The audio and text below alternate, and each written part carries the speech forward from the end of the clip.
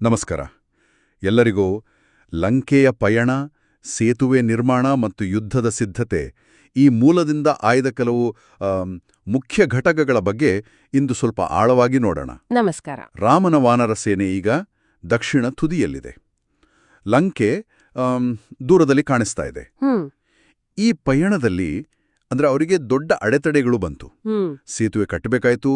ಯುದ್ಧಕ್ಕೆ ಮುಂಚೆ ಕೆಲವು ನಿರ್ಣಾಯಕ ತಿರುವುಗಳಾದವು. ಇದರ ಬಗ್ಗೆ ಮಾತಾಡೋಣ ಅಲ್ವಾ? ಹೌದು, ಖಂಡಿತ.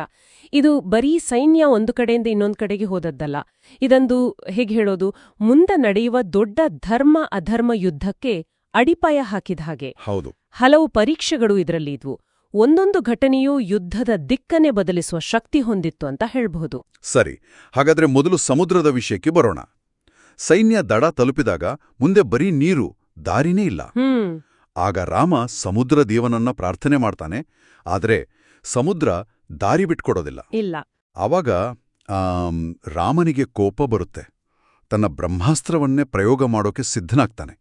ಇದು ಸ್ವಲ್ಪ ಆಶ್ಚರ್ಯ ಅಲ್ವಾ ರಾಮನ ಶಾಂತ ಸ್ವಭಾವಕ್ಕೆ? ಹೌದು, ಇದು ಸ್ವಲ್ಪ ಬೇರೆ ತರಹದ ಸಂದರ್ಭ. ಸಾಮಾನ್ಯವಾಗಿ ಶಾಂತನಾಗಿ ಇರೋ ರಾಮನ ಆ ಒಂದು ರೌದ್ರ ರೂಪ ಅಂದ್ರೆ ಕೆಲ್ಸ ಆಗ್ಬೇಕು ಅಂದ್ರೆ ಯಾವುದೇ ಅಡ್ಡಿಯನ್ನೋ ದಾಟ್ಬೇಕು ಅನ್ನೋ ಅವನ ದೃಢ ಸಂಕಲ್ಪ ತೋರಿಸುತ್ತೆ. ಓಹೋ. ಬರೀ ಪ್ರಾರ್ಥನೆಯಿಂದ ಆಗದೆ ಇದ್ದಾಗ ಆಮೇಲೆ ಶಕ್ತಿ ಉಪಯೋಗಿಸಲು ನಾನು ಸಿದ್ಧ ಅನ್ನೋ ಒಂದು ಸಂದೇಶ ಇರಬಹುದು. ಆದ್ರೆ ಕೊನೆಗೆ ಸಮುದ್ರದೇವನೇ ಬಂದು ಕ್ಷಮೆ ಕೇಳಿ ಸೇತುವೆ ಕಟ್ಟೋಕೆ ದಾರಿ ಹೇಳ್ತಾನೆ. ಇದು ಕೇವಲ ದೈವಿಕ ಸಹಾಯ ಅಲ್ಲ, ಪ್ರಕೃತಿಯ ಒಪ್ಪಿಗೆ ಕೂಡ ಬೇಕು ಅನ್ನೋದನ್ನ ಸೂಚಿಸುತ್ತೆ ಅನ್ಸುತ್ತೆ. ಸರಿ ಸರಿ. ಹಾಗಾದರೆ ಸಮುದ್ರದೇವ ದಾರಿ ತೋರಿಸ್ತಾ. ಆದರೆ ಮುಂದಿನ ಸವಾಲು ಇನ್ನೂ ದೊಡ್ಡದು. ಹೌದು.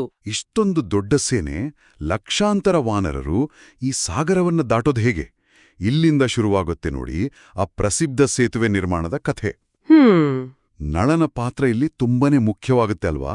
ಖಂಡಿತ ಖಂಡಿತ. ನಳ ಅಂದ್ರೆ ವಿಶ್ವಕರ್ಮನ ಮಗ ಅಂತಾರೆ. ಅವನಿಗೆ ಕಲ್ಲುಗಳನ್ನ ನೀರಿನ ಮೇಲೆ ತೇಲಿಸೋ ಒಂದು ವರ ಇತ್ತು ಅಂತ ಕಥೆಗಳು ಹೇಳ್ತವೆ. ಹೌದು. ಆದ್ರೆ ಇಲ್ಲಿ ನಾವು ಗಮನಿಸ್ಬೇಕಾದ್ ಏನು ಅಂದ್ರೆ ಬರೀ ನಳ ಒಬ್ಬನಿಂದಲೇ ಇದು ಆಗಿದ್ದಲ್ಲ. ಲಕ್ಷಾಂತರ ವಾನರರು, ಅವರ ಶ್ರಮ, ಅವರ ಸಂಘಟನೆ, ಆಮೇಲೆ ರಾಮನ ಮೇಲಿದ್ದ ನಂಬಿಕೆ, ಭಕ್ತಿ ಎಲ್ಲ ಸೇರಿ ಈ ಅದ್ಭುತ ನಿರ್ಮಾಣ ಸಾಧ್ಯವಾಯಿತು. ನಿಜ. ಇದೊಂದು ಹೇಗೆ ಹೇಳೋದು, ಇಂಜಿನಿಯರಿಂಗ್ ಮತ್ತು ಲಾಜಿಸ್ಟಿಕ್ಸ್ನ ಒಂದು ಅದ್ಭುತ ಉದಾಹರಣೆ ಅಂತ ಹೇಳಬಹುದು. ಹೌದು ಹೌದು.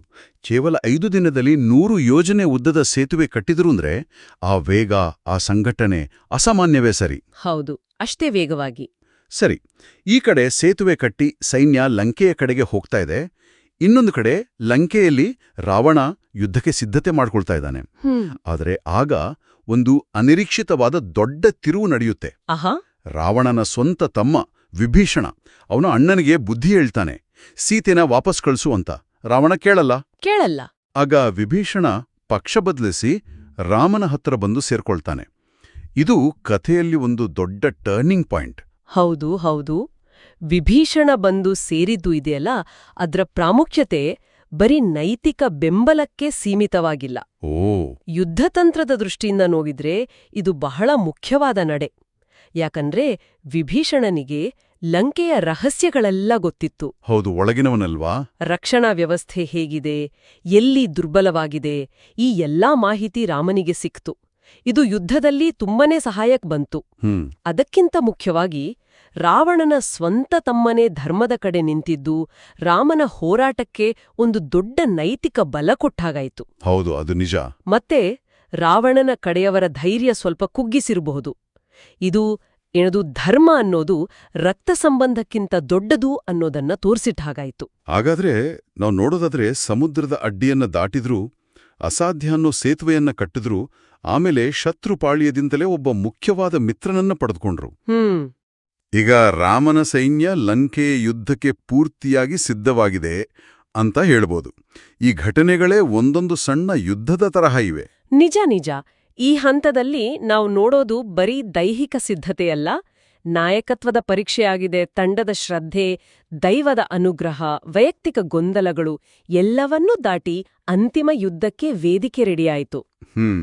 ವಿಭೀಷಣನ ಆಯ್ಕೆ, ನಳನ ಕೌಶಲ್ಯ, ವಾನರರ ಸೇವೆ ಇವೆಲ್ಲವೂ ಸೇರಿ ರಾಮನ ಗೆಲುವಿಗೆ ಮುನ್ನುಡಿ ಬರೆದ ಹಾಗೆ. ಸರಿ, ಈ ಚರ್ಚೆಯನ್ನ ಮುಗಿಸೋ ಮೊದಲು ಕೇಳುಗರಿಗೆ ಒಂದು ಯೋಚನೆ ಮಾಡ್ಲಿಕ್ಕೆ ಒಂದು ವಿಚಾರ ಕೊಡೋಣ. ಖಂಡಿತ. ಈಗ ನೋಡಿ, ವಿಭೀಷಣನ ನಿರ್ಧಾರ ಇದೆಯಲ್ಲವೇ, ಸ್ವಂತ ಅಣ್ಣ, ಸ್ವಂತ ರಾಜ್ಯ, ಇದರ ವಿರುದ್ಧವಾಗಿ ಧರ್ಮ ಅಂತ ನಿಂತ್ಕೊಳ್ಳೋದು. ಇದು ವೈಯಕ್ತಿಕ ನಿಷ್ಠೆ ಅಂದ್ರೆ ಪರ್ಸನಲ್ ಲಾಯಲ್ಟಿ ಮತ್ತು ಸಾರ್ವತ್ರಿಕ ಸತ್ಯ ಅಥವಾ ಧರ್ಮದ ನಡುವಿನ ಸಂಘರ್ಷದ ಬಗ್ಗೆ ಏನ್ ಹೇಳುತ್ತೆ? ಇಂಥ ಸಂದಿಗ್ಧ ಪರಿಸ್ಥಿತಿಗಳು ಇವತ್ತಿಗೂ ಇವ್ಯಾ? ಇದರ ಬಗ್ಗೆ ನಮ್ಮ ಕೇಳುಗರು ಯೋಚನೆ ಮಾಡಬಹುದು. ಖಂಡಿತ, ಇದೊಂದು ಒಳ್ಳೆ ಪ್ರಶ್ನೆ. ಇದ್ರ ಬಗ್ಗೆ ಯೋಚಿಸಬಹುದು.